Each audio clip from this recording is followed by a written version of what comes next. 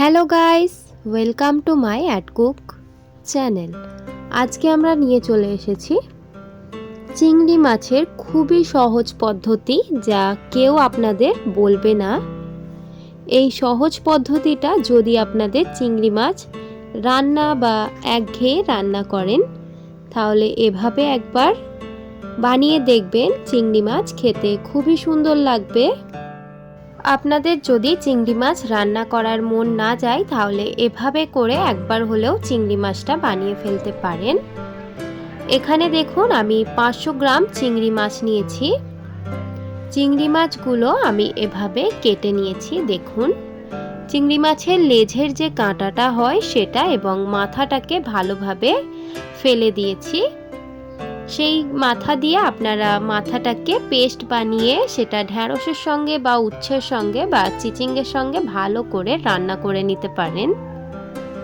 এখানে আমি এভাবে 500 চিংড়ি মাছকে ভালোভাবে ধুয়ে নিয়েছি, খোসা ছাড়িয়ে। কিছু কিছু খোসা আমি রেখেছি, কারণ এই চিংড়ি মাছটা ছোট চিংড়ি মাছ, তার জন্য। যদি বড় সাইজের চিংড়ি মাছ হয় তাহলে খোসাটা শক্ত হয়, সেক্ষেত্রে আমাদের খোসাটাকে ফেলে দিতে হয় খুলে। এবার চলুন চিংড়ি মাছটাকে বানিয়ে ফেলা যাক। চিংড়ি মাছটাকে বানিয়ে নেওয়ার জন্য এখানে আমি কড়াইতে দিয়ে দিলাম পর্যাপ্ত পরিমাণে সর্ষের তেল। সর্ষের তেলটা গরম হয়ে আসলে এখানে আমি সর্ষের তেলটা কড়াইয়ের চারিদিকটাই লাগিয়ে দিচ্ছি, যাতে আমরা চিংড়ি মাছটা দেওয়ার পর চিংড়ি মাছগুলো কড়ার মধ্যে ধরে না যায়। তারপর তেলটা গরম হয়ে আসলে এর মধ্যে আমি দিয়ে দিচ্ছি 2টো শুকনো লঙ্কা গোটা, এবং এখানে দিয়ে দিচ্ছি 500 যে চিংড়ি মাছ আমরা ছাড়িয়ে পরিষ্কার করে রেখেছিলাম, সেই চিংড়ি মাছটা পুরোপুরি এর মধ্যে দিয়ে এবার ভালোভাবে নাড়াচাড়া করব। কোনো রকম এখানে মশলা লাগবে না, শুধুমাত্র এখানে আমাদের নুন লাগবে। চিংড়ি মাছটা খেতে গরম ভাতের সাথে খুবই সুন্দর লাগে এভাবে সিম্পল রান্না করলে। আপনারা এই রেসিপিটা দেখে অবশ্যই বাড়িতে একবার হলেও বানিয়ে দেখবেন। এখানে আমি চিংড়ি মাছটাকে ভালোভাবে ভাজা ভাজা করে নিচ্ছি, যাতে চিংড়ি মাছের যে কাঁচা গন্ধটা হয় সেই গন্ধটা তেলের মধ্যে ভেজে নিলে যাতে চলে যায়, তার জন্য এখানে আমি 70% চিংড়ি মাছগুলোকে ভেজে নিচ্ছি।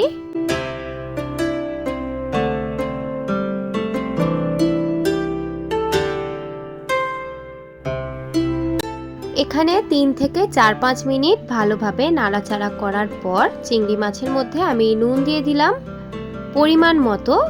এবার নুনটা দিয়ে ভালোভাবে আবারও চিংড়ি মাছটাকে ভেজে নিতে হবে।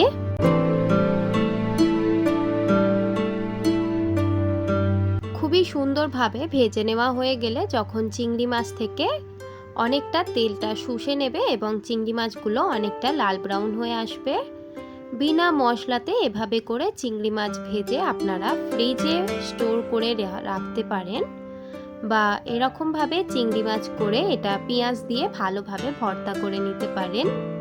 গরম ভাতের সাথে এই নুন দেওয়া চিংড়ি মাছ ভাজা খুবই খেতে সুন্দর লাগে। দেখুন কতটা সুন্দর কালার এসেছে বিনা মশলায়। এবার আমরা এই চিংড়ি মাছটাকে সার্ভ করে নেব গরম গরম ভাতের সাথে। খেতে খুবই অসাধারণ লাগে, খুবই সিম্পল একটা রেসিপি।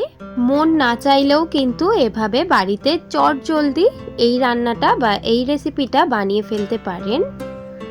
আশা করি আপনাদের এই ভিডিওটা ভালো লেগেছে। যদি আপনাদের এই ভিডিওটা ভালো লেগে থাকে তাহলে অবশ্যই লাইক, শেয়ার এন্ড সাবস্ক্রাইব করে দেবেন। যদি আমার চ্যানেলে আপনি নতুন হয়ে থাকেন, অবশ্যই চ্যানেলটিকে সাবস্ক্রাইব করে আমার পাশে থাকবেন। দেখা হবে নেক্সট ভিডিওতে। আজকের এই ভিডিওটা দেখার জন্য অনেক অনেক ধন্যবাদ।